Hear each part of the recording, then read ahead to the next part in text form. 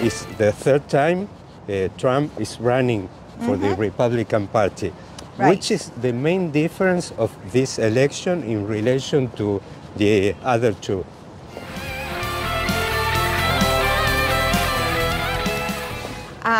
Well, this one is more similar to 2016 than it was to 2020, in my opinion.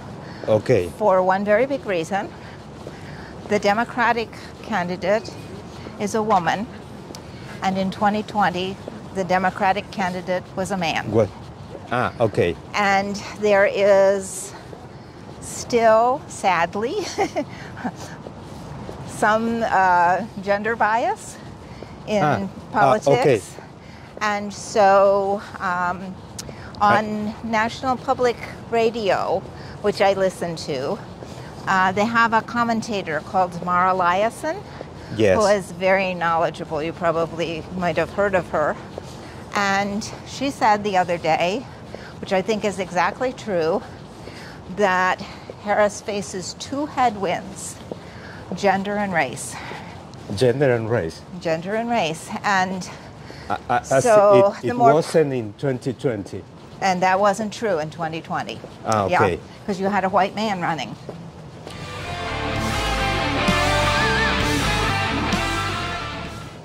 And there is, in order to believe that... excuse me, and you see these two factors as a strength or a weakness of the Democratic candidate? I don't see it as a strength or weakness, but I think it's a reason that people who might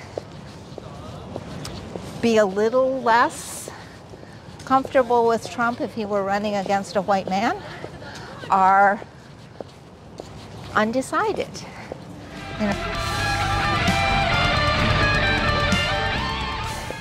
You know, it's one of the things that's going to leave some people undecided, sadly, in my opinion. I think it's actually a strength, but, you know, I'm not the voting public. I learned in my first visit that there are two verbs that are a key issue in the American politics, that is activate and energize.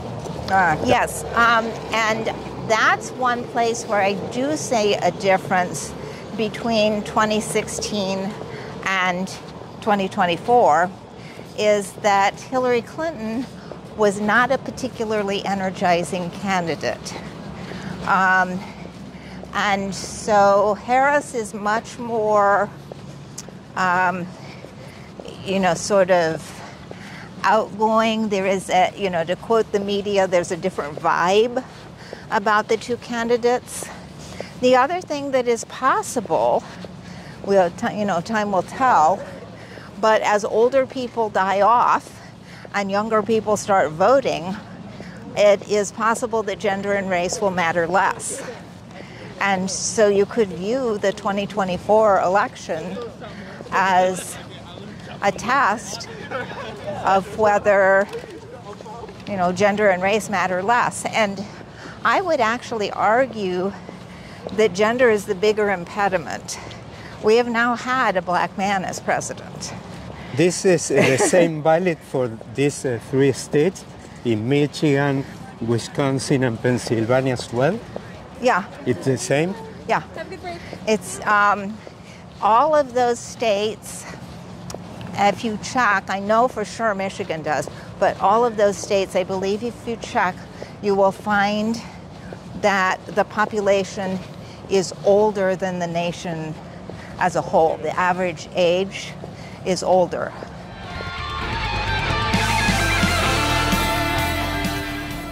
And Michigan only? Michigan, you'd have to check Pennsylvania and Wisconsin. I know for sure it's true in Michigan.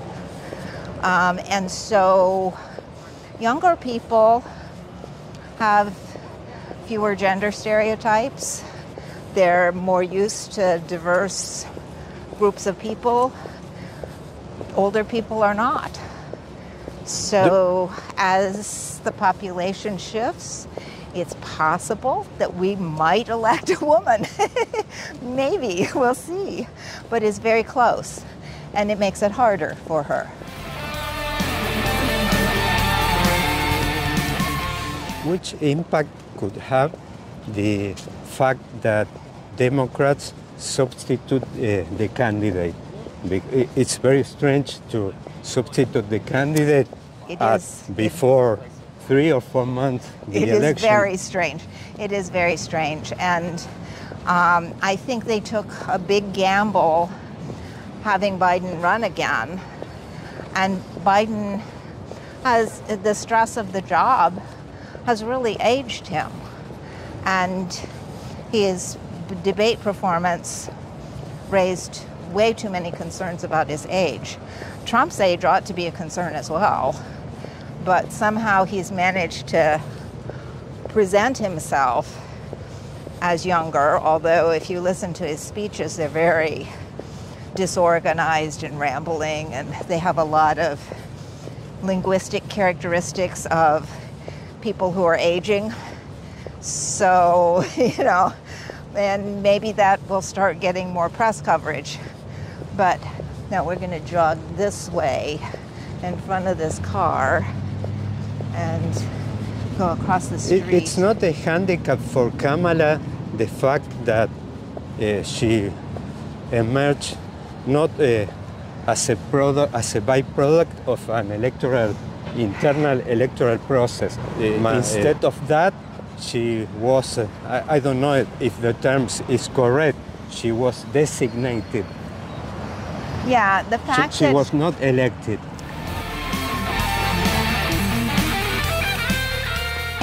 I see it as both an asset and a weakness.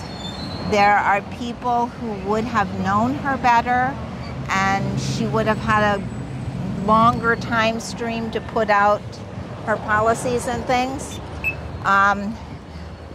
if she had gone through the primary process.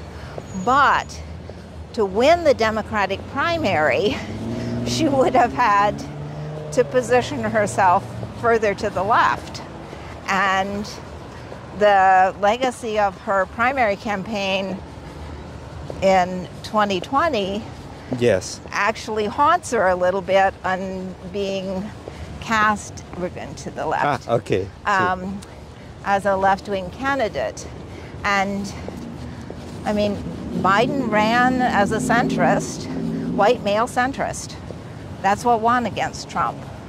That's what defeated him. Marjorie, in the case of Trump, what do you think that in this third election he's running, he is maybe the main strength of him and the main weakness of him? The main strength of him is for example, the economy, inflation. No, I think it's the social media ability to amplify misinformation, disinformation, fake news. The fake news, the ability to lie about people eating dogs and cats in Springfield, which was absurd. And then people eating cats and and people believe it. And social media is a major factor in why he's been so successful. And he's very good at lying, and he does it easily. And social media doesn't fact check. Do you see that social media has an important impact in modern politics? Oh yeah, absolutely. And about maybe the last one, about his main weakness? His actual personality.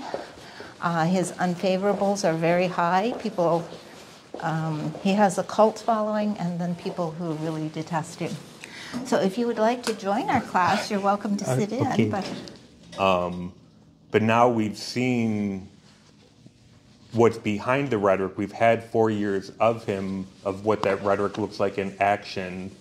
And you can now actually say, like, these are the things you say, but these are the results of those things, and maybe someone in some way can understand why they believed what he had to say the first time around, because, who's to say it wasn't true? Yes. But now it's like, okay, we've seen how this works before. It wasn't great the first time, so why should we anticipate it's going to be any different this time?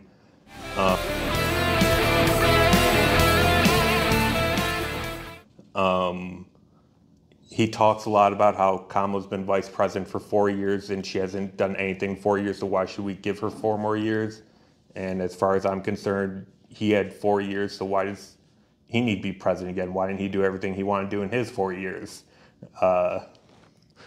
But yeah, I feel like the main difference is he's got a track record now that kind of helps actually define what and who he is as a president, whereas that didn't exist before. And maybe due to the state of politics in 2016, people were willing to take a chance on an unknown, but now he's known. And so it's probably a little bit harder for him in that regard. Either make it through their term, or if they get killed or die, to take over. The rhetoric that's being used that like she's doing nothing with her term is just completely unbelievable, and it's almost laughable. Just knowing that someone who was next to a vice president should be able to see that they don't really have any control over anything other than a vote when the Senate ties once in 200 years. And I don't know, it's just laughable and just kind of ironic that he's just trying to use that to bring her down when it's just blatant lies. I think another interesting difference that I was reading about the other day that someone pointed out was when Hillary was running against Trump, there was a lot about the first woman being president. There was a lot of identity politics about Hillary and breaking glass ceiling and the historical moment of that. And with Kamala running for president, it seems like they're just totally ignoring the fact that she's a woman, ignoring the fact that she'd be the first woman president, the first black female president, the first Indian president. They're really trying to actually stay away from that and keep it more on policy or other areas. And I think that's an interesting change in regards to how the Democrats are playing that.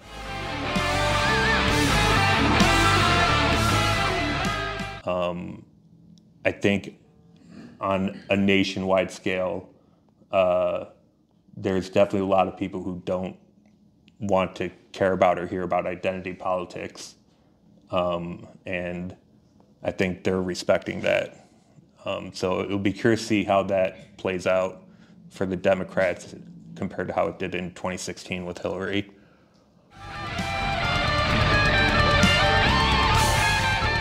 What you said about him, just kind of when in 2016 he had a general plan, and he did have some ideas of what he wanted to do, and he's a businessman, so people especially in the working class, he was trying to build up the good vibes.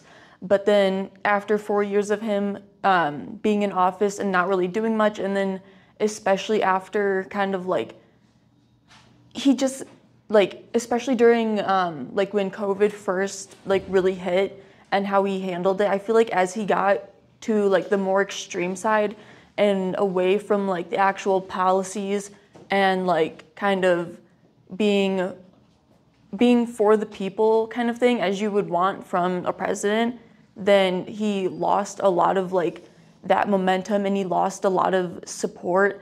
But then he also kind of secured his little base of people, just kind of of almost that cult following that he still has. And I think that's part of the reason that he was also able to get so far. And yeah, so I think it's just I I think like the COVID era was a really big like decider for people on him. But yeah. He's going back to the playbook that worked for him in 2016, but it's ramped up even more. The anti-immigrant rhetoric, especially what we've seen out of Springfield, Illinois, I think that turns a lot of independent voters off. He also used to proclaim to be, I guess, anti-war. He bemoaned the neocons in 2016. Now he's promising donors such as Sheldon Adelson that they're going to give the Golan Heights up to Israel.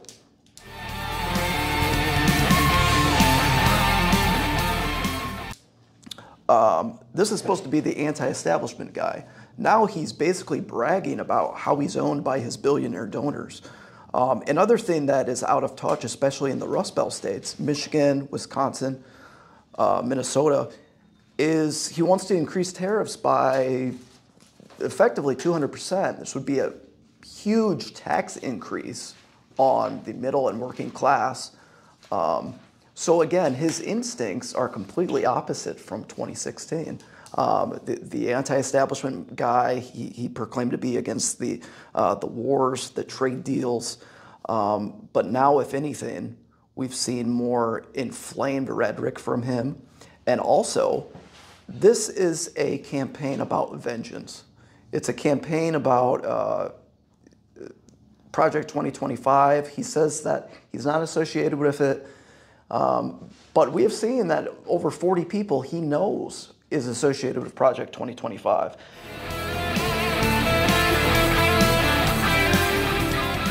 And, well, what is this? Well, this means that it means executive unitary authority. It means condensing all branches of the government and centralizing power to Trump so he can have loyalists. And I think the main difference in 2016 and 2020 is he wants to take the guardrails off, because he had people that wouldn't go along with certifying or not certifying the election in Mike Pence. If he has loyalists in there, according to 2025, there will be no guardrails. He just basically wants to fill the administration with yes men. So those are some of the main differences I see.